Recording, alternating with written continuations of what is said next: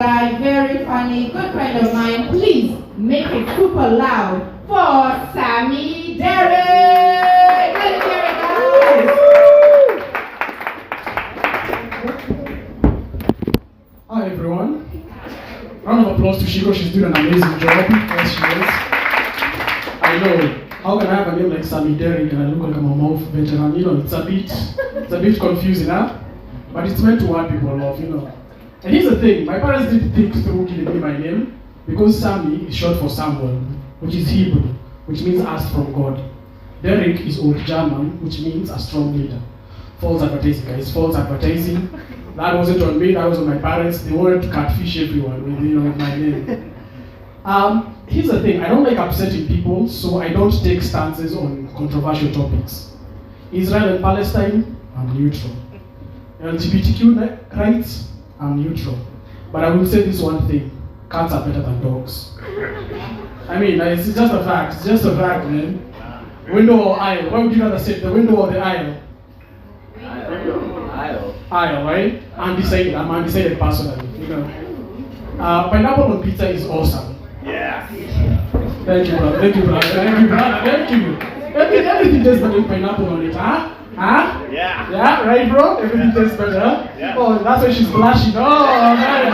You're the guy, man. You the guy. Yeah, that is absolutely amazing. Yeah, pineapple on pizza is awesome. You said, what's your name, sir? John. John, you said aisle. Aisle. Yeah. Who are the window people? Clap or shout. But window is overrated though. Like you're just gonna look down and think you're not gonna go there. That's why I'm undecided on that. Anyway, it's October, and October is Breast Cancer Awareness Month. And I read this stat that shocked me: that 80% of women wear the wrong bra size. 80%. I mean, that's a lot, right? That's like way too much. 80%. That means in every 10 ladies, 8 of them are wearing the wrong bra size. Now, facts. I like how it's a lady who said that. Like how do you? I can help, by the way. I can help. And considering that I'm from Nyeri County, I kind of now see the struggle. The home of Ebony Basti ladies. Nyeri County. Yeah? But had I made this joke last year, I would have said it's obvious that 80% of women wear the wrong bra size because they can't estimate its size. However, that was last year. Last year I weighed 75 kilograms. Now I weigh 92 kilograms. I've started to gain weight in body parts I never knew weight is gained in. I've gained weight in my thighs, of all places, And then I had to go and buy boxers. And now those boxers feel like booty shorts, It's like, what the hell, man? Boxers over briefs, by the way, for that reason. But ladies, thick ladies, I understand your battle with friction. What? That's friction just in there. Oh my God. That's the weird thing about being a guy. You can't scratch certain areas in public. Man, it was just miserable, man. I've gained that much weight. I've gained weight in my thighs. John, I like cellulite. I like stretch marks. But my thighs have body hair. So it's like, oh my God, I can't even find myself sexy, man. I can't. Yeah. Do you guys remember 8 campaigns that ran out in the 2000s? Do you remember those 8 campaigns? Okay, let's do a trisex. Pamoja tuangamiza. Ipoa ku. Prezo iko na yake. No, let's do it in one energy. Prezo iko na yake. Una yako. What do you think we are talking about in that last one? No idea. No idea. It's condoms, imagine. What? It's condoms. You are saying John has his. Do you have yours? And do you think they were ever effective though? I don't think they were, because the one I remember one on exercise books that used to say ABC. Abstain, be faithful, condom use. Okay, Nairobi, abstinence is a concept whereby you're supposed to not have sex for a while. Okay, being faithful is when you're supposed to have only one partner. Is that okay? Yeah, that's what those 8 campaigns did. And I remember those 8 campaigns when I had to go to a VCT center. Now, for the expatriates, VCT stands for Voluntary Counseling and Testing. It's where you go and find out your HIV status. I'm African, I have to prove I don't have HIV and AIDS, Yeah, that's a dark joke. Dark and that. That's what you paid for, by the way. That's what you paid for. So before they administer the HIV test, they have a pre-test. And the pre-test consists of some very stupid questions, in my opinion. The first question they ask me, Sammy, are you circumcised? I'm from Central Province, not Nyanza Province. I mean, you can tell from my surname, like, what the hell is wrong with you? The second question, are you a sex worker? Really? Really? Do I look like somebody who would be paid to have sex with someone? John, would you? Would you? Would you? You'd be, thanks, John. Thanks, John. I'm gonna order you. You're gonna get another black guy who just... And the last question is... Oh, I like when you're getting it now. You're getting it now, huh? Yeah, that's what it's called, man. Two black guys with a white person. An Oreo, you know. Once you go white, you know you'll be done right. Yeah, that's what, you know, originally it was once you go white, you know you remain tight, but I don't say that. I like to make sure the Caucasians feel comfortable at my show. Once you go white, you know you'll be done right. Once you go black, you never go back. Once you go Asian, you know you won't need any persuasion. You know, it's like, I have to make everyone feel comfortable. That's something I take great pride in. Anyway, back to the visiting center.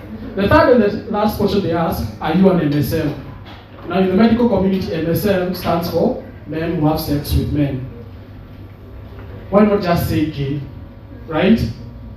I mean, that's what men who have sex with men are, right? It's gay, it's not men who have sex. Why does the medical community like to complicate things?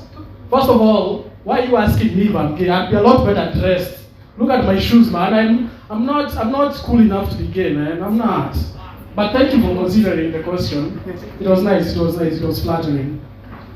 That joke is very funny, by the way. Yes. It's extremely funny. It's extremely funny. Have you guys ever been in a situation where you were trying to get loose for 1,000 shillings? Have you been in that scenario?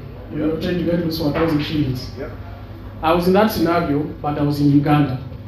Now in Uganda, their highest note is 50,000 shillings. So I had to, and the thing is, when you're a foreigner, you feel like a foreigner, right? Because when I need loose for 1,000 shillings, I know the lingo to use. Nivunje hii thao, si ndio? Uko na loose ya ngiri, you know. I had this one in Eastlands. Uko na loose ya light skin. What? I was like, loose ya light skin. Are you trying to, like, is this like some form of human trafficking or organ trafficking? It's then the guy held up the 1,000 shillings. I was like, oh, I get it now. For those who don't get it, we have a saying in our country, rangia. Which means somebody who's light in complexion, bro. Like, bro, you're tripping, man. You're tripping, man. Yeah, that's what we mean, bro. Rangiatao means color of 1,000 shillings. Somebody whose complexion, I'm not light skin by the way, me I'm brown skin. Put some respect on my name, you know. Because I don't have light skin energy. I don't close doors with my hips. You know, I don't listen to the blues music when I get dumped, you know. I don't sit down to pee. Okay, maybe I do that one. But guys, it's just to save up on space, you know. Just to save up on space. But anyway, back to Uganda. I am walking around in a small Ugandan town asking, do you have loose of 50,000 shillings? And the more I kept saying, because I'm a broke guy, 50,000 shillings doesn't come out of my mouth often. But I kept saying 50,000 shillings. And this demon that possesses my Sonko got into me, you know. I wanted to reveal people's secrets. I wanted to wear fake jewelry. You know, I wanted to start like a, what do you call it, a money laundering scheme. Like, I felt rich, man. But this is what I do when I can't get loose for money. I try to buy something that is cheap enough, that won't upset my balance by much, so I can get loose, right? Have you been there? Where you have to buy something that you don't need and you don't want, just so you can get loose. And so one of the vendors in Uganda was like, you can have some plantain. I am not going to eat bananas in this country. I know how homophobic Uganda is. No thank you, no thank you. I am not going to eat bananas in this country. I won't, no, especially not in public. And that's my Ugandan story, yeah, that's what it is. I love watching movies. One movie I was recently watching was White House Down. It stars Jamie Foxx and 2012 Sexiest Man Alive, Channing Tatum. I know every year that was won by who? We can do a crowd activity. Is that fun? Yeah. Name the year. We'll go. What do you call it? We'll have a countdown, right? 2022, 2021, and I'll name each year, right? I point you guys. You say the year. I say the person who won it. Is that cool? Yeah. 2023.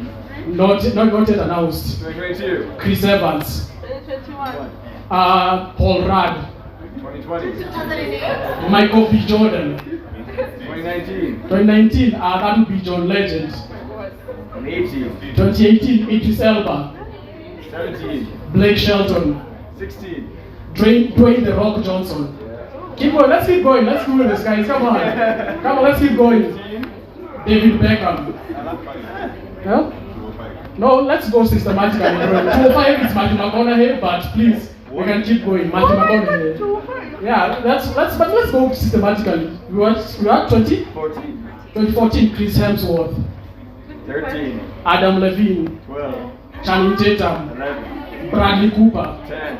Ryan Reynolds. 9. Johnny Depp. 7. 2008, Hugh Jackman. 7. Matt Damon. George Clooney. 5. Matthew McConaughey. 4. Jude Law. 3. Johnny Depp. 2. Ben Affleck. Yeah, you won 2 times. Actually, there are multiple 2-time winners. 1. Pierce Brosnan. 1000. Brad Pitt. Oh my god. Come on, let's keep going. Oh. How far back do you go? No, 1999. Let's keep going. Say the year. 99. 1906. They started officially in 1985. So beyond 85, I don't know. So let's go to 1999. Richard Gere. 98. Harrison Ford. 97. George Clooney again. 96. Sammy Derrick. Oh yes, I was such a cute baby, guys. I was such a cute baby. Man. My uncles were Catholic priests, so when I got, they had to wait until I was 8. But you know. I like how we've gone from naming men to pedophilia. That's just how good this joke goes. Yeah, that's just the way it is, man. Thank you. I appreciate you love that joke. Anyway, back to White House Down. Starring Channing Tatum and Jamie Foxx. The plot of the movie very simple. The White House gets attacked, the president has to get saved. It had me thinking, if Kenya, if the state house got attacked, would anyone really care about the president's safety? Huh? Would we? Would we really? Would we really though?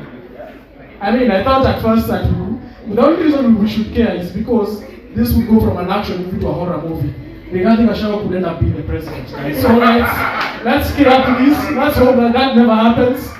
So I'm like, that is a White House Down movie. I was on X recently. Is it X or Twitter? Which do you prefer using? X, Twitter, whatever, right? And there was this thread of this conversation of recasting James Bond. You're familiar with James Bond, the character, right? The conversation was to recast James Bond either as a man of color or as a woman. Now, I personally see both sides of the argument. Yeah, Idris Elba is the favorite to play. First of all, James Bond is a fictional character. He's not real, right? He's like good governance in this country. He doesn't exist. He's like my hairline, non-existent. He just doesn't exist at all. But I also see the other argument. James Bond should be a white guy because he does dangerous white guy things. I'm not going to swim with a shark. Are you serious? Are you out of your mind? Black men don't swim with sharks. We don't go cave diving. You will, but not me. Are you out of your mind? James Bond has a license to kill. I can see James Bond kneeling on a black guy's neck. Me? No. Hey, dark and dangerous, guys. That's what you're praying for. Dark and dangerous, right? Plus, yeah, it's dark, right? But it's good, right? It's a pretty good movie. I think it's good. That's why I see both sides of the argument. Yeah, it could be a black guy, or it could remain white. Either way. So what do you do, Josh? John? I work at a company called Coco Networks. Coco Networks. What do you do at Coco Networks?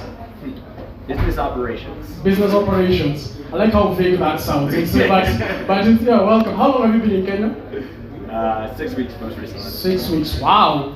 What about you? 6 months. 6 months. What's your name? Sorry. Brian. I gotta ask the white men, because historically, my men and their men, we've had white ladies here, I mean, I'm not afraid of a Karen, like historically speaking, a Karen won't do too much, No cap. Huh? No cap. No cap, right? But white men, you guys are dangerous. Historically speaking, you guys are dangerous. Anyway, so how many of you are drinking a Tusker? Anyone drinking a Tusker here? I just see white cup, white cup, white cup, white cup. Okay, here's the story of Tusker. Back in 1922, there were two white guys, George and Charles Hurst. They were brothers, and they were hunting elephants. Maybe it's because elephants have something that's long, hard, and white. I don't know. Maybe that's a theory. That's a theory I have. But then Charles gets killed by an elephant, and his brother George decides to immortalize his brother by starting the Tusker beer and using the animal that killed him as the logo. That is weird, right? That is really weird. Using the thing that killed someone to immortalize them. That would be like me using a helicopter to immortalize Kobe Bryant. I mean, it's like, or naming to honor George Floyd. It's like, hey, too much. Guys, listen, you can't judge me. Christianity has the Christian cross, and that will kill my Lord and Savior. And for 2,000 years, we've never thought of changing it. So as far as I'm concerned, it's okay. Dark and dangerous jokes. That's what you guys signed for, and that's what you paid for. Is it too dark? Nah, you like it. What about you? You don't mind that? And that's the story of Tusker. So our last president, Uhuru Kenyatta, he had this very unique campaign. For $5,000 or $500,000 Kenya shillings, you could get to name and adopt a Kenyan elephant, which I think is better than adopting a human child, personally.